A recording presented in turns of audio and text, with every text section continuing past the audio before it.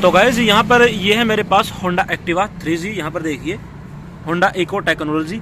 तो यहाँ पर होता क्या है, जो हमारी स्कूटी वगैरह होती है इसकी माइलेज काफ़ी कम हो जाती है अगर आप इसकी टाइम पर सर्विस नहीं कराते। तो ऐसे में मेन होता है हमारा कार्बोरेटर और हेड की टैपिट में अगर कोई प्रॉब्लम होगी तो ऐसे में कार्बोरेटर प्रॉपर ट्यूनिंग नहीं कर पाएगा। लेकिन यहाँ पर इसकी टैपिट वगैरह बिल्कुल ओके है, ठीक है। तो इसकी हम आपको ये दिखाएंगे किस तरीके से आपने इसकी ट्यूनिंग करनी है। तो चलो भाई पहले आप इसको स्टार्ट करो।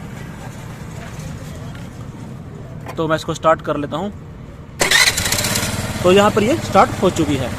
तो आपने सबसे पहले क्या करना है, यहाँ पर आपने इसके जो है कुछ आरपीएम बढ़ा लेने हैं। तकरीबन जैसे कि हमारी स्कूटी या बाइक 30 की स्पीड पर चलती है, तो ये हमने यहाँ पर तकरीबन 30 की स्पीड के आसपास इसके आरपीएम कर लिए हैं, ठीक है। अब यहाँ पर जो ये इसका सक्रिय मिक्सचर होता है ना यहाँ पर, ठीक है, ये इसका सक्रिय मिक्सचर है। तो इसको आपने टाइट कर लेना है, ठीक है। तो यहाँ पर देखिए अब ये टाइट करने पर इसके आरपीएम कुछ बढ़ गए और जैसे ही मैंने इसको फुल टाइट किया यहाँ पर इंजन के अंदर ना काफ़ी वाइब्रेशन होने लग गई है, ठीक है।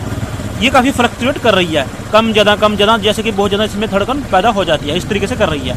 अब यहाँ पर जो हमने 30 की यहाँ पर ये सेटिंग कर ली थी, जैसे कि हमारी 30 की स्पीड पर हो जाता है, ठीक है। तो यहाँ पर थोड़ा सा आपने और बढ़ा लेना है क्योंकि अब यहाँ पर कुछ कम हो गई है, ठीक है।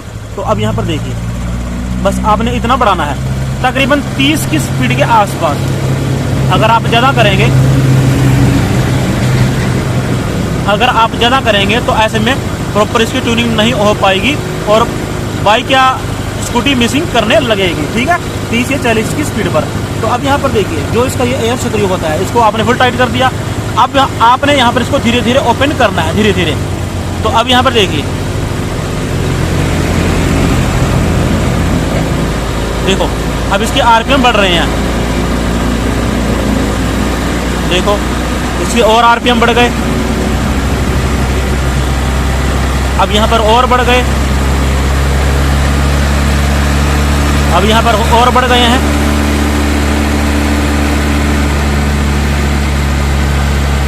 तो अब यहाँ पर देखिए, यहाँ पर जो है अब ये कुछ कम हो गए, ठीक है। यहाँ पर देखिए कुछ कम हो गए हैं। तो देखिए यहाँ पर अब आपने करना क्या है, यहाँ पर थोड़ा इसको अब आगे ही टाइट करना है। तो अब इसके आरपीएम यहाँ पर बहुत ज़्यादा हो गए, ठीक है। और मैं अगर थोड़ा पीछे करता हूँ तो यहाँ पर कुछ कम हो जाते हैं। तो यहाँ पर ये जो है ज़्यादा अपने आरपीएम इसको देखने को मिलेंगे, ठीक है। अब यहाँ पर ये आपने इसको सेट कर दिया। अब इसकी मैं स्लो को कम कर लेता हूँ, ठीक है। अब यहाँ पर मेन पॉइंट, यहाँ पर तकरीबन इसकी जो सेटिंग होती है ना, जो एक्टिवा वगैरह होती है 2, 2.5 या मैक्सिमम 3, मैक्सिमम तो चलो पुरानी स्कूटी जो होती है उनकी चली जाती है, लेकिन जो नई होती हैं, ठीक है, उनकी तकरीबन 2.5 चूड़ी के आसपास सेटिंग होती है। अब मेन पॉइंट इसमें यह है कि यहाँ पर चूड़ी का कोई हिसाब किताब नहीं होता कि 2 चूड़ी पर सेट होगी, 2.5 पर होगी, 3 कर दो, 4 कर दो, 3.5 कर दो, उसका इससे कोई लेना देना नहीं होता है। मेन जहाँ पर आपको ज़्यादा आरपीएम देखने को मिलते हैं वहाँ पर इसकी ट्यूनिंग होती है। अगर आप मान लो 2.5 पर इसकी सही हो रही है ट्यूनिंग, ठीक है, अगर आप इसको 3 पर कर देंगे तो होगा क्या, आपकी जो स्कूटी या बाइक होगी ना वो कम स्पीड में मिसिंग करने लगेगी, ये फर्क पड़ जाएगा, ठीक है। तो यहाँ पर आपने जो है इसको जहाँ पर इसकी ट्यूनिंग सही बने, जहाँ पर ज़्यादा आरपीएम देखने को मिले वहाँ पर इसकी सेटिंग रोक देनी है। तो इस तरीके से आपकी जो स्कूटी होगी वो ना तो वो स्टार्टिंग में प्रॉब्लम करेगी, ना ही वो मिसिंग करेगी, और आपकी जो स्कूटी होगी इसकी माइलेज भी ओके हो जाएगी। तो इस तरीके से आप जो है अपनी स्कूटी की माइलेज को सेट कर सकते हैं। तो उम्मीद करता हूं दोस्तों आपको इसमें कुछ ना कुछ अच्छी जानकारी मिली होगी।